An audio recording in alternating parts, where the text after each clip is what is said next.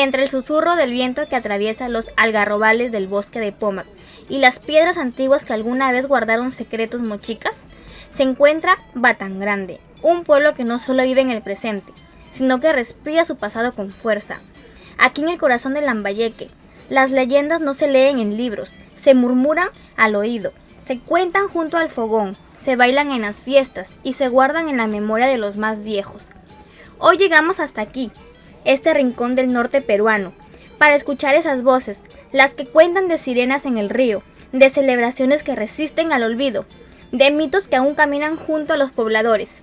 Este es un viaje a través del tiempo y la tradición. Este es Batangrande, tierra de historia viva. Hola, bienvenidos a Batangrande, única capital de la cultura azteca. Batangrande está ubicado en el distrito de Pitipo, provincia de Reñafe, en el departamento de Lambayeque. ¡Bienvenidos! Presentamos el parque principal de Batangrande, donde podemos observar grandes árboles y el parque está decorado con máscaras ceremoniales.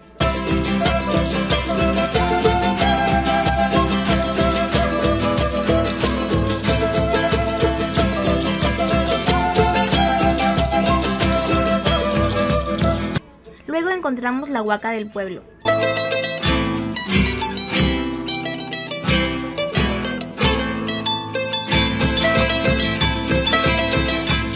Y la casa hacienda.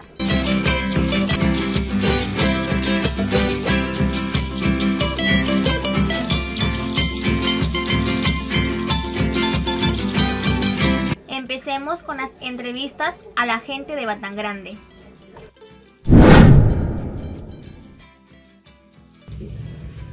Hola, buenos días. Somos estudiantes del Sagrado Corazón de Jesús de Chiclayo.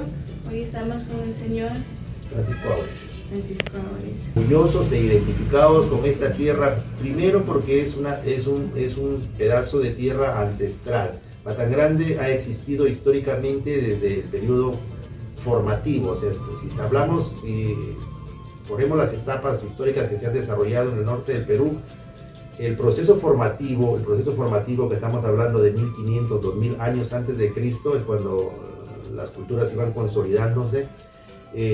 Existía Batangrande como pueblo. Hay un sitio aquí junto al parque que es la Huaca Calpón, que es un monumento, digamos, es una protuberancia de tierra donde los arqueólogos han determinado en su estratigrafía, en las diferentes capas, han determinado que por este pueblo ha pasado casi todo el proceso cultural del norte peruano.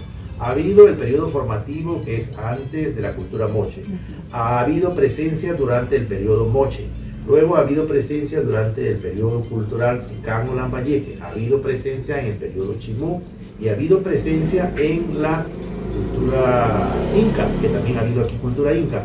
Entonces, esa tradición, esa fuerte tradición histórica precolombina, antes de la llegada de los españoles, hace que este sea un pueblo históricamente muy rico, con una historia que se puede contar. Después de ello ha venido una etapa con los españoles ya en que Batangrande como pueblo se constituye en una hacienda a partir de 4 estancias que se formaron en el bosque de Pomac: la estancia Sicán, la instancia Fulep, Chucas, Jotoro o Ojo de Toro, que está más al fondo. Entonces eran sitios ganaderos. Entonces el primer dueño de todas estas estancias fue don Francisco de Barbarán, que fue el primer español dueño de la hacienda, y las 4 estancias que las he mencionado se fusionaron o predominó la estancia Sicán. La estancia Sicán fue lo que posteriormente dio origen a la hacienda Sicán o a la hacienda San Nicolás de Sicán. La hacienda San Nicolás de Sicán posteriormente se llamó la hacienda Batangrande y fue creciendo hacia el lado este, hacia esta zona, llegando a consolidarse aquí como centro de la hacienda, más o menos en los años 1800, con los propietarios Delgado de la Cotera. Construyeron la primera parte de la casona donde vivieron, porque antes hubo una casona que estaba en la zona de las Salinas, en Pomac. Entonces se construyó esta parte de la hacienda. Ellos han estado casi todo el periodo de 1800, los Delgado. los Delgado de la Cotera, que eran dueños de Batangrande. Entonces estos dueños de Batangrande, más o menos en el último tercio del siglo, han transferido la hacienda a otro propietario que fue don Esteban Montero. Don Esteban Montero era dueño de Batangrande y era dueño de otra hacienda que está hacia el norte de Batangrande, que es La Viña. Entonces, dueño de la hacienda Batangrande y la hacienda La Viña, cuando muere el dueño de La Viña, deja la hacienda Batangrande para su viuda, que fue doña Daría Balta. Doña Daría Balta fue hija del presidente José Balta, del Perú, presidente del Perú, José Balta. Se queda con la hacienda Batangrande y La Viña se queda con uno de los hijos del señor Montero. Entonces,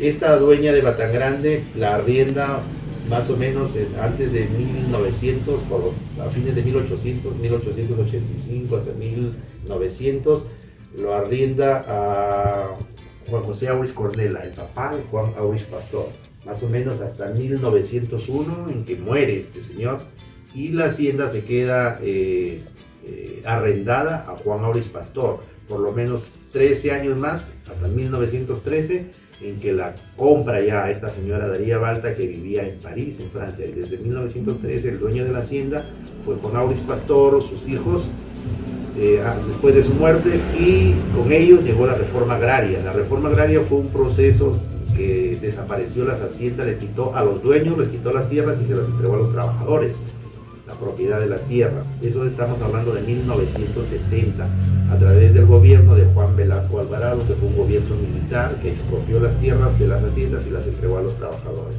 Después, algunos, tú sabes, aquí han trabajado sus abuelos, han trabajado, tu papá sigue trabajando aquí. Entonces la hacienda, que se transformó en cooperativa en 1970 y en 1990 sociedad anónima, y hasta ahora sigue siendo una sociedad anónima.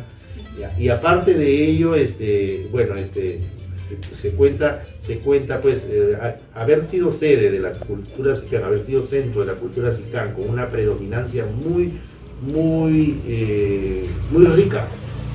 El 85% del oro que se exhibe en los museos del oro prehispánico, el oro que está en huacos, que está en pectorales, narigueras, máscaras, etc., ha sido encontrado y rescatado en la zona de Batangrande y Pomac.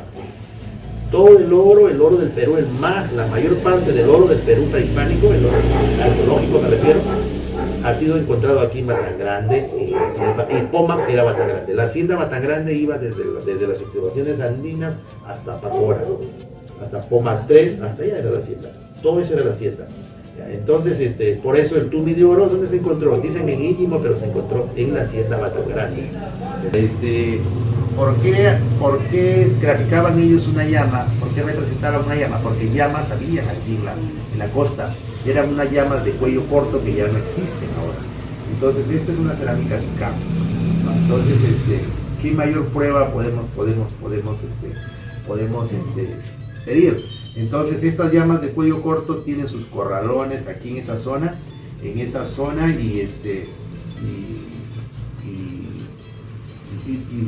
están las evidencias de restos de heces, restos de huesos, de los corralones donde se guardaban estos, y ahí están los hornos de fundición que estos señores hace 1000 años lograban, sin tener la fragua que permite elevar temperaturas muy altas. Ellos lograban que estos hornos se calienten a 1000 grados para poder fundir el metal.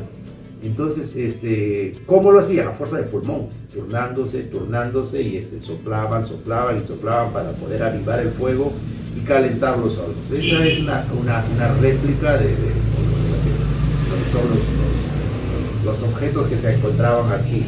Entonces, para poder explicarles eso, ¿no? ¿Qué cuentos escuchaba usted de niño? Gracias, bienvenidos a Batangrande, y bueno, es un placer poder ayudarles con lo poco que pueda saber sobre nuestras culturas, nuestras tradiciones, algunos mitos, cuentos que se podrían haber escuchado en nuestra localidad. Y en realidad, sí, pues las narraciones son propias del acervo cultural de todos los pobladores, ¿no? Y como cualquier zona de nuestro país, tenemos algunos relatos Algunos que tratan de explicar algún origen, por ejemplo, como les había estado narrando la leyenda del Cerro Chaparrí, que explica el origen de la ciudad de Ferreñafe, y otros mitos relacionados con ese mismo cerro, referidos a fenómenos sobrenaturales que explican muchas veces la desaparición de algunas personas relacionadas con eventos paranormales que ahí se suscitaban. Entonces, hay con el Cerro Chaparrí, que es un cerro, digamos, mítico, es un cerro legendario, es un cerro principal en esta parte de la costa, donde se han tejido una serie de mitos. Hay otras tradiciones, como les estaba diciendo, a nivel del pueblo de Batán Grande, y que algunas de ellas se conservan y vienen repitiéndose. Como les había dicho, a nivel familiar hay muchas tradiciones, por ejemplo, el corte de pelo. La pedida de mano no era muy común, era lo que se llamaba el robo de la chica, que la llevaba la pareja, se escapaba de la casa muchas veces sin que los padres se hubieran enterado siquiera que era una chica que ya estaba en edad de repente de casarse o de poder formar una familia, y por el temor y el respeto un poco así exagerado que se tenía a los padres, no se les confiaba mucho, porque muchas veces no se hablaba de padres a hijos o de hijos a padres, lo que naturalmente pasa entre los jóvenes y los adultos, quizá negándose a querer extender el desarrollo biológico de una persona. Cerrábamos los ojos y estábamos pensando que seguían siendo niños o niñas, y bueno, en ese contexto se les miraba así, cuando en realidad ya eran seres biológicamente formados quizá para irse y formar su propia familia. Entonces se producía lo que se llamaba el robo de la pareja, de la novia, de la enamorada, y se iban a formar su propia familia. Y después de eso venía el perdón. Sí. Sí, el perdón. El perdón no era otra cosa que tenían que pasar 8 días, y a los 8 días los familiares, especialmente del chico, tenían que contactar con la familia de la chica para decirle qué día los pueden recibir, para poder expresarle las disculpas y poder formalizar la relación.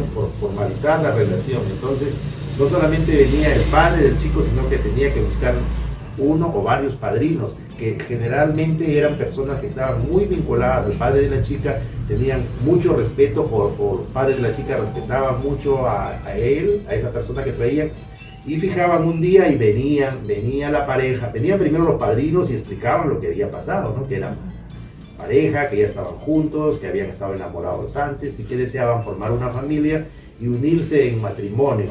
Entonces muchas familias al final, cuando ya después que aceptaban, los invitaban a venir, pero no era no los obligaban, o era la tradición que la pareja venía y se arrodillaba en el centro donde estábamos, así por ejemplo los padres y padrinos invitaban a la pareja y entraba, ellos pues con la vergüenza que se supone venían, ya está, quizá llorando, pasa, y él tenía la obligación de venir y arrodillarse. Y no solo por el hecho de pedir la disculpa o el perdón, el padre ya estaba, sino que muchas veces sacaban la correa y le decía, ¿qué cosa has hecho? Y le daba simbólicamente sus 2, 3 correazos, y le decía, ahora ya está terminada. Y luego venía la parte formal de fijar la fecha del matrimonio. Él decía, ya bueno, yo quiero que mi hija se case. De repente le decía, quiero que se case el civil y el católico. ¿Cuándo te vas a casar? Y los padrinos y los padres tenían que asumir el compromiso de decir, bueno, a ver, pensamos que de aquí a 1 o 2 meses estamos en condiciones de que se desarrolle, se lleve a cabo la boda, ¿no? Y entonces prepararse para todo lo que eso conlleva. Entonces muchas veces los chicos, pues cuando recién estamos formando familia, y hemos pasado por eso, no tenemos a veces un trabajo establecido, un ingreso económico fuerte como para poder celebrar y bueno, ya pues los padrinos y los padres son los que cargan con la responsabilidad. El padre de la chica por ver a su hija casada, en la creencia de que la garantía de una vida feliz es el matrimonio, y bueno, y el compromiso de la familia del chico pues de solventar, también ayudar a solventar la mayor parte de la boda, del matrimonio, y se producía pues la unión casi formal, ¿no? Nace algún bebé y lo bautizan generalmente al año, a los meses, pero cuando recién nace dicen échale la agüita del socorro, que es agua bendita, que una persona allegada a la familia, es el compadre, le dicen hay que echarle el agua, y después de bautizan, no es el cura, no es el bautizo propiamente formal, pero es el echamiento de agua. Eso se sigue conservando, por ejemplo. Es una parte de tradición cultural. Lo tenían como una protección. Sí, es para que más rápido, si le da un resfrío o se enferme el bebé, inmediatamente hay que echarle la agüita, porque seguramente por la falta de agüita que se está enfermando. Entonces, y bueno, en la iglesia sí, donde no hay un cura, por ejemplo, que pueda bautizarlo, si está en peligro de muerte el bebé, es permitido que una persona normal le vierta agua bendita y lo bautice en el nombre de Dios a esa criatura. Y luego, pero ese bautizo tiene que llevarlo a la parroquia para que el cura pueda formalizar ese bautizo y darle validez si es que ese bebé, por ejemplo, muere antes de llegar al bautizo. Pero eso son tradiciones.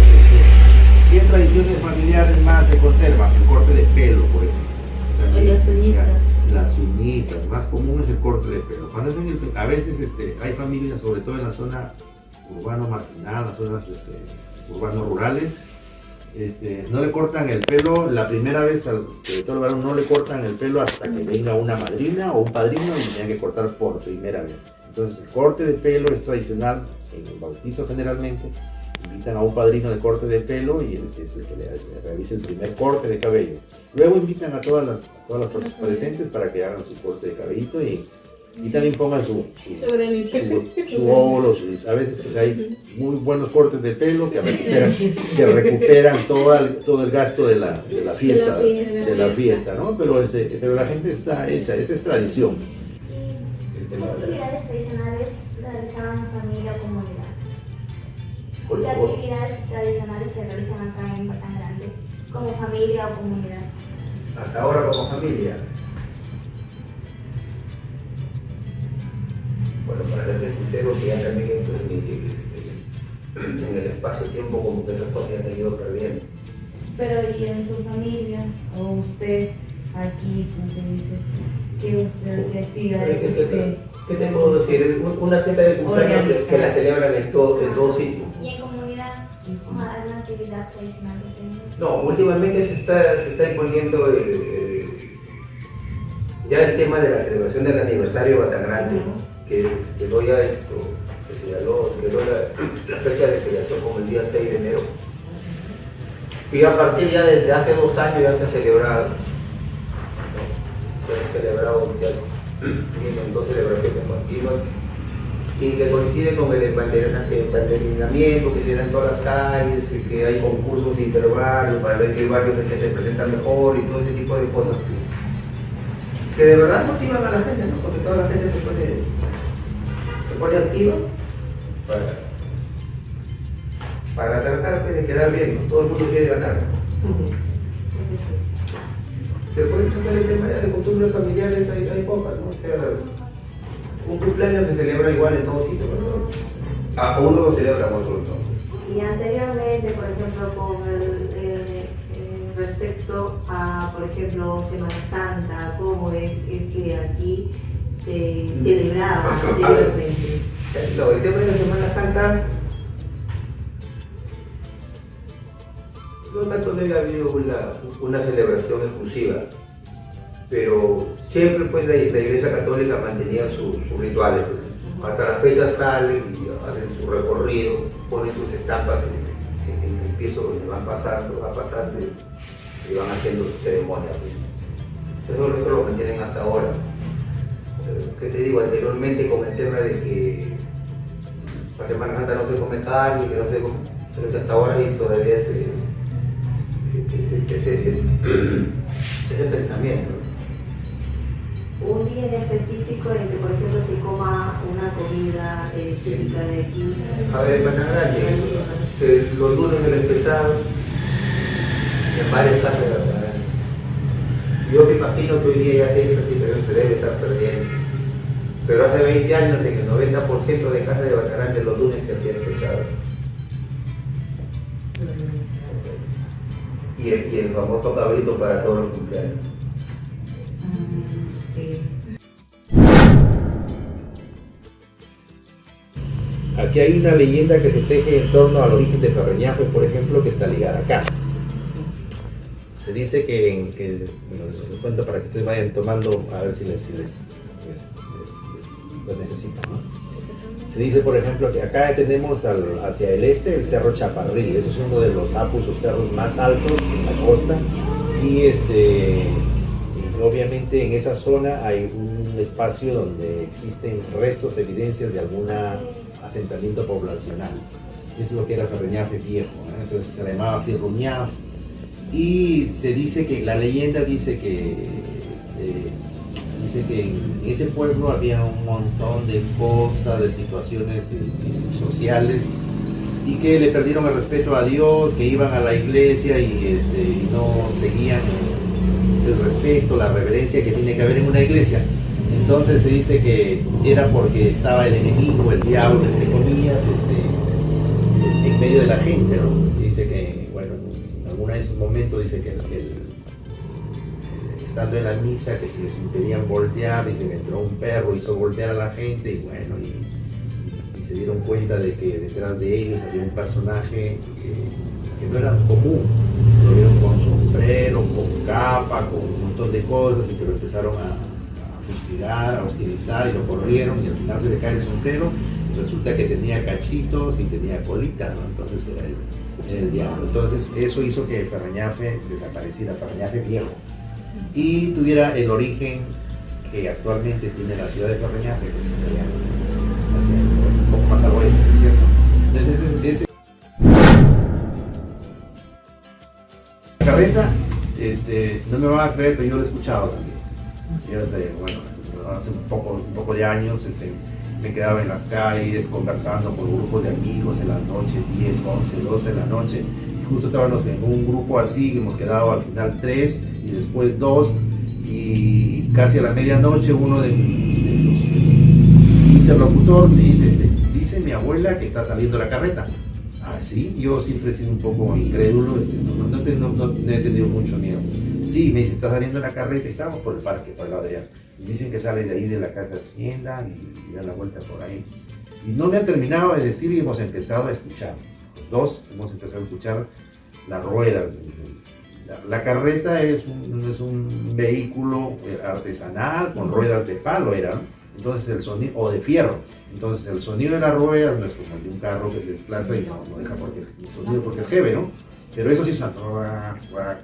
Y lo hemos empezado a escuchar. Ya ves, te estoy diciendo, esa es la carreta. Yo me trataba de sobreponer, a pesar de que los perritos se me paraban.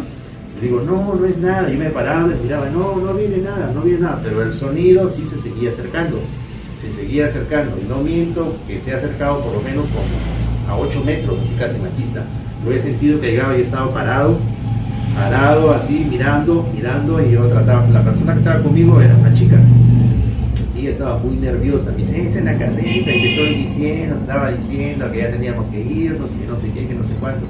Ya, bueno, le digo, pero cálmate, no es una carreta. Y yo me sobreponía y le dije, ahí había un carro estacionado por ahí, por el parque, así que se habían dejado ahí. Y le digo, no, lo que pasa es que debajo del carro hay unas bolas de papel así envueltas y el aire los está haciendo rodar, y eso es lo que suena, era mentira. No, pero no es eso. Y además allá en la casa Hacienda hay un guardián que parece que tiene un machete que lo está haciendo sonar así. Eso es, no era eso. Pero era un sonido, no vimos nada. Yo no vi nada, solo el sonido. Pero el sonido era de unas ruedas. Días antes yo tenía un tío que vivía ahí, mayor que yo, vivía por ahí. Y estábamos conversando y le digo, ¿has escuchado que están hablando de las carretas? Me dice, a propósito, yo lo he escuchado también. Me dice, yo me he quedado dormido en el mueble, así en su sala. Me dice, he escuchado la carreta en la calle. Pero abrí la ventana, miré y solo era ruido, no se veía nada.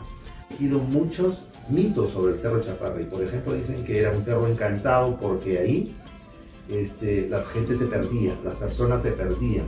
Dice que debajo del cerro, dice que se abría un boquerón y escuchaban música, escuchaban mucha gente hablar y la gente entraba por ahí y se encantaba, y después la boca se cerraba del cerro y se quedaban, ya no podían salir.